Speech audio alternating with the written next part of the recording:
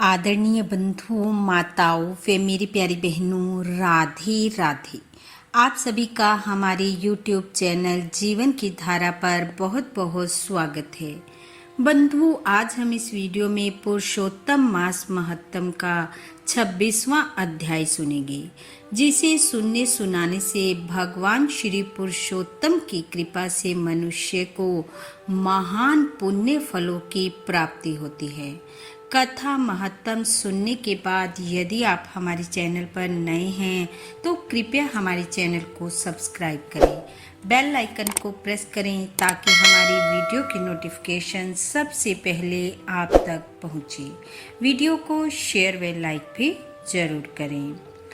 बंधुओं, कल तक की कथा में हमने सुना कि श्री वाल्मीकि जी ने राजा दृढ़ धनवा को पुरुषोत्तम महाव्रत के नियम, उद्यापन विधि और किस नियम पालन करने वाले को किस वस्तु का दान करना चाहिए बतलाया।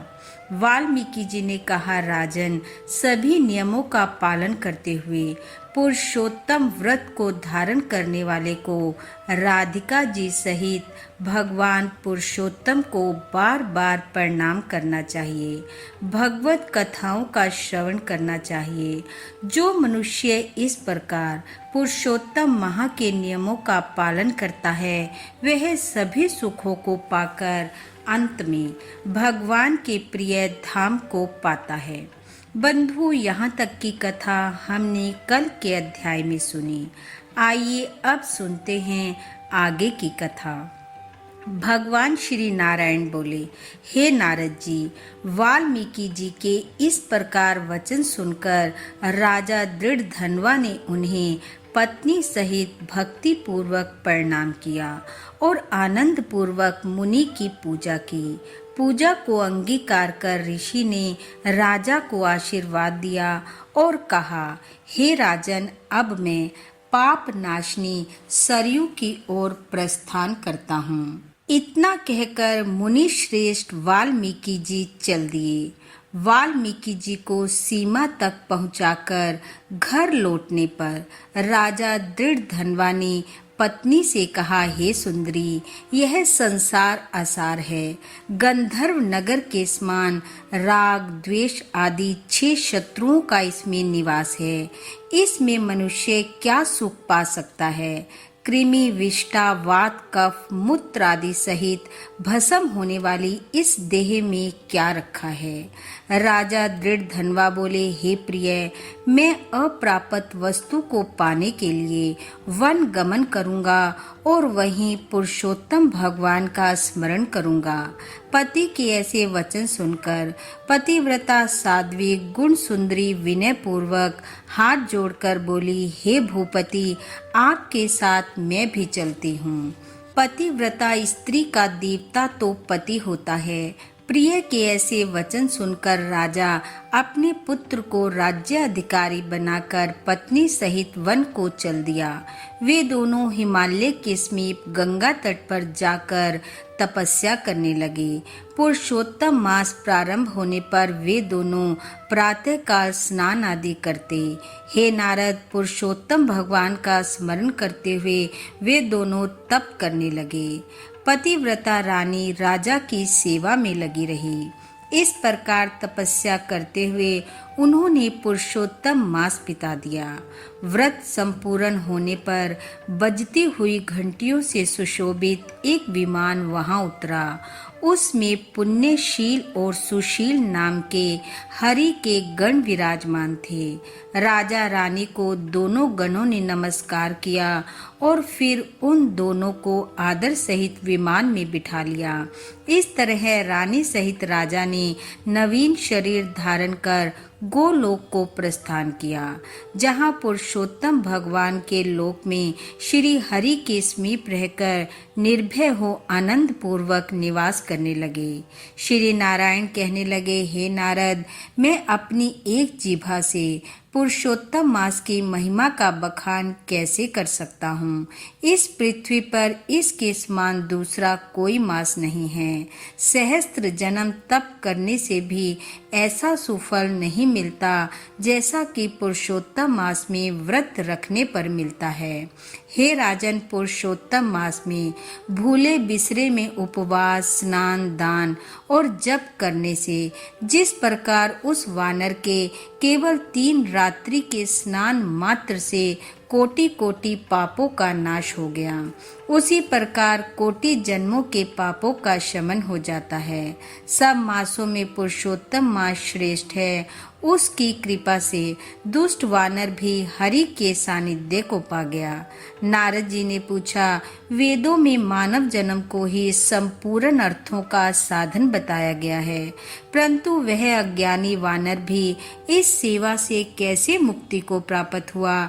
हे तपोनिधि, सभी के हितार्थ यह कथा मुझे सुना दीजिए कि वानर ने 3 रात्रि कहाँ स्नान किया, वह कौन था, कहाँ का निवासी था और उसे ऐसा फल कैसे मिला?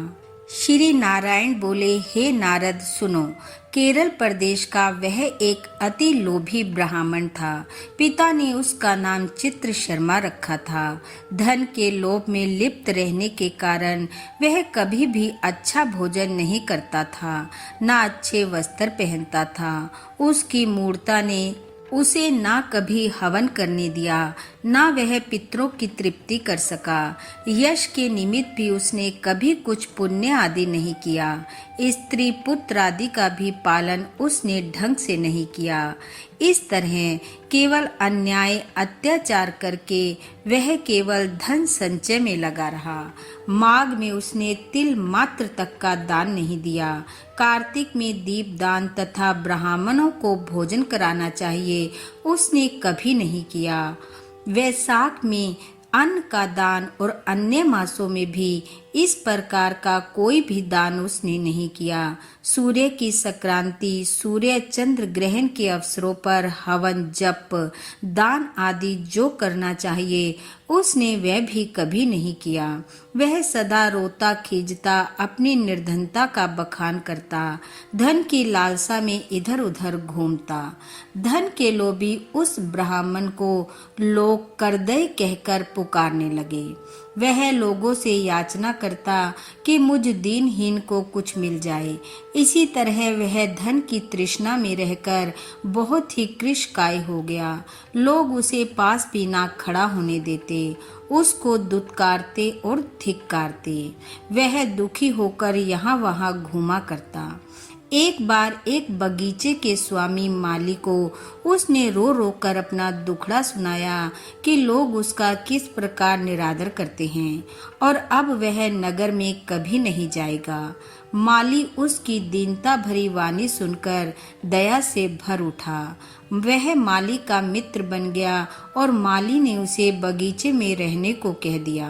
वह करदय माली के ऐसे वचन सुनकर बगीचे में आनंद से रहने लगा। माली की वह हर आज्ञा को मानता, उसके कार्यों में उसकी सहायता करता। इसी से कुछ दिनों में माली को उस पर दृढ़ विश्वास हो गया कि करदय उसका अपना व्यक्ति है और उसे किसी भी प्रकार की हानि नहीं पहुंचाएगा। फिर एक दिन माली ने बगीचे का भार उस पर छोड़कर राज मंदिर में नौकरी कर ली। वहां अधिक कार्य होने के कारण माली को बगीचे की पूरी देख रेख उस पर छोड़ देनी पड़ी। माली के उस बगीचे का वह पूर्ण रूप से स्वामी बन गया। बगीचे के फलों को वह नित्य पेट भर खाता, बचे हुए बेच देता और प्राप्त होने वाले धन को निर्भय हो अपने पास रख लेता। बगीचे का स्वामी जब भी उससे आकर बिक्री प्राप्त होने वाले धन के विषय में पूछता तो वह असत्य बोलकर कहता, मैं तो नगर में भिक्षा मांगकर गुजारा करता हूँ। बगीचे के फलों की रखवाली करते करते परेशान हो गया हूँ, लेकिन पक्षी सारे फलों को खा जाते हैं। करदय की बात पर विश्वास करके वह माली लौट जाता। इस प्रकार फलों को खाते बेचते उसने 87 वर्ष बिता दिए। तब वह दुर्मति वृद्धपन में आकर अत्यंत जर्जर हो गया और अंत में एक दिन मृत्यु को प्राप्त हो गया। उसकी देह का संस्कार भी ना हो सका। वेदज्ञों का कहना है कि बिना भोगे हुए पाप कभी क्षीण नहीं होते। यमदूतों ने आकर उस पर मुद्गरों का प्रहार किया तो वह रुदन कर अत्यंत कष्ट पाता हुआ यमलोक के मार्ग पर चलने लगा। मार्ग में चलते चलते वह अपने कुकर्मों के लिए रोता चिल्लाता और कहता, मुझ मूढ़ की मूढ़ता तो देखो कि मैंने देव दुर्लभ भारत भूमि में जन्म पाकर भी क्या किया। धन के लोभ में सारा जीवन यूं ही व्यर्थ गवा दिया। मैंने कभी कोई दान नहीं किया, कभी हवन जप तो दूर की बात है, कभी मकर के सूर्य में गंगा का स्नान तक नहीं किया। पुरुषोत्तम मास के अंत में 3 उपवास भी नहीं किए। मैंने धन के लोभ में पड़कर अपनी देह को भी नहीं सुधारा। मेरा संचित धन पृथ्वी में गड़ा रहकर व्यर्थ रह गया। मुझ दुष्ट बुद्धि ने सारा जीवन कलेश में ही बिताया। इस तरह वह करुण विलाप करते हुए यम के समक्ष जा पहुंचा।